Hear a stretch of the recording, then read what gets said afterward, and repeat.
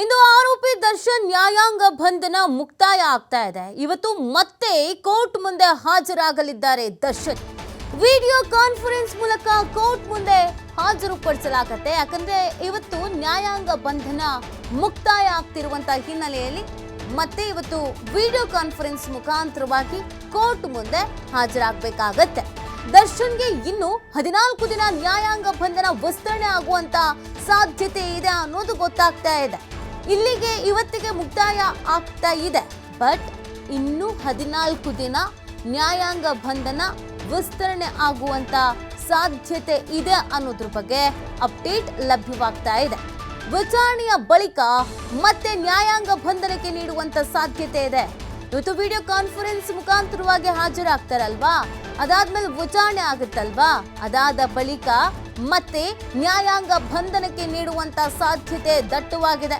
ಇನ್ನೊಂದು ಕಡೆಯಲ್ಲಿ ಇವತ್ತು ಪವಿತ್ರ ಗೌಡ ಜಾಮೀನು ಅರ್ಜಿಯ ವಿಚಾರಣೆ ಬೇರೆ ಇದೆ. ನಿನ್ನೆ ಪವಿತ್ರ ಗೌಡ ಪರ ವಕೀಲರು ವಾದವನ್ನ ಮಾಡಿದ್ರು. ಆ ವಾದವನ್ನ ಕೋರ್ಟ್ ಆಲಿಸಿತ್ತು. ಇವತ್ತು ಎಸ್ಪಿಪಿ ವಾದವನ್ನ ಮಂಡಿಸ್ತಾರೆ. ಕೋರ್ಟ್ ಅವರಿಗೆ ಅಂತ ಅವಕಾಶವನ್ನು ಕೊಟ್ಟಿದೆ. ಎರಡೂ ಕಡೆಯ ವಾದ ಮತ್ತು ಪ್ರತಿವಾದ ಇವೆರಡನ್ನೂ ಆಲಿಸಿ ಆ ನಂತರ ಆದೇಶವನ್ನ ನೀಡಲಿದೆ ಕೋರ್ಟು.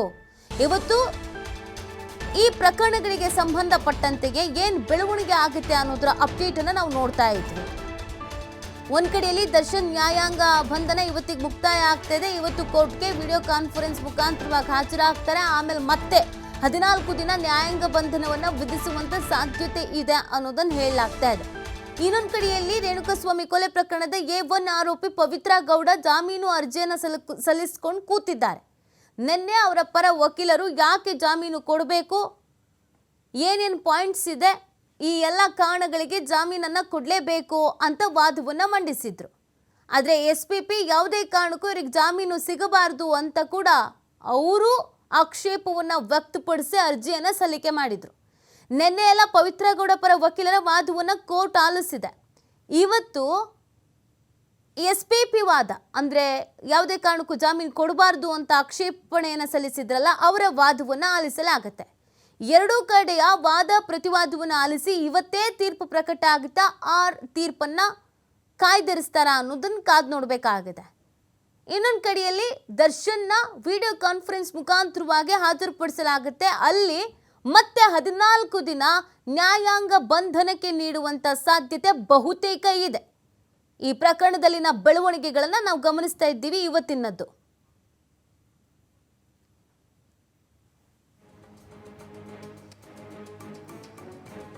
ನೋಡಿ, ವಿಡಿಯೋ ಕಾನ್ಫರೆನ್ಸ್ ಮುಖಾಂತರವಾಗಿ ದರ್ಶನ್ ಅನ್ನ ಕೋರ್ಟ್ಗೆ ಹಾಜರುಪಡಿಸಲಾಗುತ್ತೆ. ಅಂದ್ರೆ ಇವತ್ತು ಬಳ್ಳಾರಿಗೂ ಕೂಡ ಶಿಫ್ಟ್ ಮಾಡ್ತಾರೆ ಅನ್ನೋದನ್ನ ನಾವು ಹೇಳ್ತಾ ಇದ್ವಿ. ಹಾಗಾಗಿ ಬಳ್ಳಾರಿಗೆ ಶಿಫ್ಟ್ ಮಾಡೋದಕ್ಕಿಂತ ಮುಂಚಿತವಾಗಿ ಈ ವಿಡಿಯೋ ಕಾನ್ಫರೆನ್ಸ್ ಮುಖಾಂತರವಾಗಿ ಕೋರ್ಟ್ಗೆ ಹಾಜರುಪಡಿಸಬಹುದು.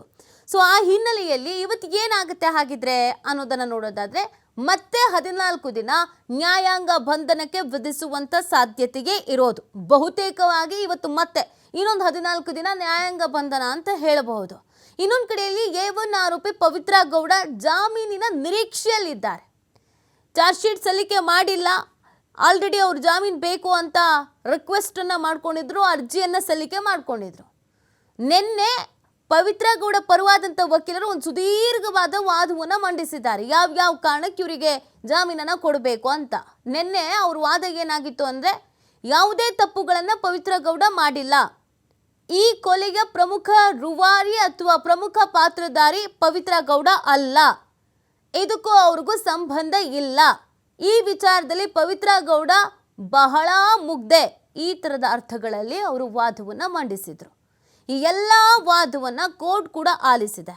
ಇನ್ನೊಂದು ಕಡೆಯಲ್ಲಿ SPPಯ ಆಕ್ಷೇಪಣೆಯನ್ನು ಸಲ್ಲಿಸಿದರು. ಯಾವುದೇ ಕಾರಣಕ್ಕೂ ಇವ್ರಿಗೆ ನೀವು ಬೇಲನ್ನು ಕೊಡಲೇಬೇಡಿ, ಇದು ಹೈ ಪ್ರೊಫೈಲ್ ಕೇಸ್ ಆಗಿರೋದ್ರಿಂದ ಸಾಕ್ಷಿ ನಾಶ ಆಗುವಂಥ ಎಲ್ಲ ಸಾಧ್ಯತೆಗಳು ಇದೆ. ಆಲ್ರೆಡಿ ಈ ಕೇಸ್ನಲ್ಲಿ ಸಾಕ್ಷಿ ನಾಶವನ್ನು ಮಾಡುವಂಥ ಎಲ್ಲ ಪ್ರಯತ್ನಗಳು ಆಗಿದೆ.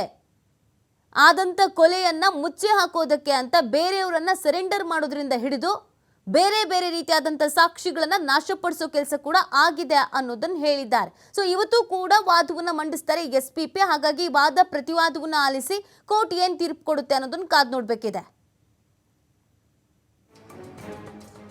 ನೋಡಿ, ಇನ್ನು ಈ ನಿನ್ನೆ ಮೊನ್ನೆ ಎಲ್ಲ ಫೋಟೋಗಳು ವೈರಲ್ ಆಗಿತ್ತಲ್ವಾ ಪರಪ್ಪನ ಅಗ್ರಹಾರದಲ್ಲಿ, ಇದು ಆ ಪ್ರಕರಣ. ಆ ಪ್ರಕರಣದಲ್ಲಿ ಈಗ ಬೇರೆ ಬೇರೆ ಜೈಲುಗಳಿಗೆ ಶಿಫ್ಟ್ ಮಾಡಲಾಗ್ತಾ ಇದೆ. ಹಾಗಿದ್ರೆ ಯಾರ್ಯಾರು ಯಾವ್ಯಾವ ಜೈಲಿಗೆ ಅಂತ ನೋಡೋದಾದ್ರೆ, ದರ್ಶನ್ ಬಳ್ಳಾರಿ ಜೈಲಿಗೆ, ಧನ್ರಾಜು ಧಾರವಾಡ ಸೆಂಟ್ರಲ್ ಜೈಲಿಗೆ, ನಾಗರಾಜು ಕಲಬುರಗಿ ಜೈಲಿಗೆ, ಪ್ರದೋಷು ಬೆಳಗಾವಿ ಜೈಲಿಗೆ, ವಿನಯಿ ವಿಜಯಪುರ ಜೈಲಿಗೆ, ಪವನ್ ಮೈಸೂರು ಜೈಲಿಗೆ, ನಂದೀಶ್ ಮೈಸೂರು ಜೈಲಿಗೆ, ರಾಘವೇಂದ್ರ ಕೂಡ ಮೈಸೂರು ಜೈಲಿಗೆ, ಜಗದೀಶ್ ಶಿವಮೊಗ್ಗ ಜೈಲಿಗೆ, ಲಕ್ಷ್ಮಣ್ ಕೂಡ ಶಿವಮೊಗ್ಗ ಜೈಲಿಗೆ. ಯಾರ್ಯಾರನ್ನ ಯಾವ್ಯಾವ ಜೈಲಿಗೆ ಶಿಫ್ಟ್ ಮಾಡಿದ್ದಾರೆ ಅನ್ನೋದ್ರ ಬಗ್ಗೆ ಹೇಳ್ತಾ ಇದ್ವಿ. ಈ ಕೇಸ್ ಏನು ಅಂತ ಅಂದ್ರೆ, ಜೈಲಿನಲ್ಲಿ ಆರಾಮಾಗಿದ್ರಲ್ಲ ದರ್ಶನ್ ಮತ್ತು ಅವರ ಮ್ಯಾನೇಜರ್ ನಾಗರಾಜ್, ಇವರಿಬ್ಬರ ಫೋಟೋ ಮತ್ತು ವಿಡಿಯೋಗಳು ವೈರಲ್ ಆಗಿತ್ತು. ಅದಾದ್ಮೇಲೆ ತನಿಖೆಗೂ ಕೂಡ ಆದೇಶವನ್ನು ಹೊರಡಿಸಲಾಗಿತ್ತು. ತನಿಖೆ ನಡೀತಾ ಇದೆ. ಇದರ ನಡುವೆ 9 ಅಧಿಕಾರಿಗಳ ತಲೆದಂಡ ಕೂಡ ಆಗಿದೆ. ಅದರ ಬೆನ್ನಲ್ಲೇ ಎಲ್ಲ ಒಂದೇ ಕಡೆ ಇರೋದು ಬೇಡ, ಯಾವುದೇ ಕಾರಣಕ್ಕೂ ಇವರು ಒಂದೇ ಕಡೆ ಇರಬಾರ್ದು ಅನ್ನುವಂಥ ಹಿನ್ನೆಲೆಯಲ್ಲಿ ಸ್ವತಃ ಸರ್ಕಾರವೇ ಅಧಿಕಾರಿಗಳಿಗೆ ಆದೇಶ ಕೊಡುತ್ತೆ. ಯಾಕಂದ್ರೆ ಈ ಪ್ರಕರಣದಲ್ಲಿ ಸರ್ಕಾರಕ್ಕೂ ಕೂಡ ಇರಿಸು ಮುರುಸು ಆಗಿದೆ. ಗೃಹ ಇಲಾಖೆ ಏನು ಮಾಡ್ತಾ ಇತ್ತು? ಗೃಹ ಇಲಾಖೆ ಕಂಪ್ಲೀಟ್ ಆಗಿ ನಮ್ಮಲ್ಲಿ ವೀಕ್ ಆಗಿದೆಯಾ? ಕಾನೂನು ಸುವ್ಯವಸ್ಥೆ ಕಾಪಾಡುವಲ್ಲಿ ನಮ್ಮ ಅಧಿಕಾರಿಗಳಾಗಿರ್ಬೋದು ಅಥವಾ ಸಚಿವರುಗಳಾಗಿರ್ಬೋದು ಎಡವಿದ್ದಾರಾ? ಈ ಪ್ರಶ್ನೆಗಳು ಕಾಡ್ತಾ ಇರುವಂತ ಹಿನ್ನೆಲೆಯಲ್ಲಿ ಬೀಸು ತುಂಡೆಯಿಂದ ಪಾರಾಗಬೇಕು ಅನ್ನುವಂಥ ನಿಟ್ಟಿನಲ್ಲಿ ಕ್ವಿಕ್ ಆದಂತ ಒಂದಷ್ಟು ರೀತಿಯಾದಂಥ ನಿರ್ಧಾರಗಳನ್ನ ಸರ್ಕಾರ ತೆಗೆದುಕೊಳ್ತಾ ಇದೆ. ಆ ಕಾರಣಕ್ಕಾಗಿ ಇದನ್ನ ಕೋರ್ಟ್ ಗಮನಕ್ಕೂ ಕೂಡ ತರಲಾಗಿತ್ತು. ಇದು ಪ್ರಕ್ರಿಯೆ.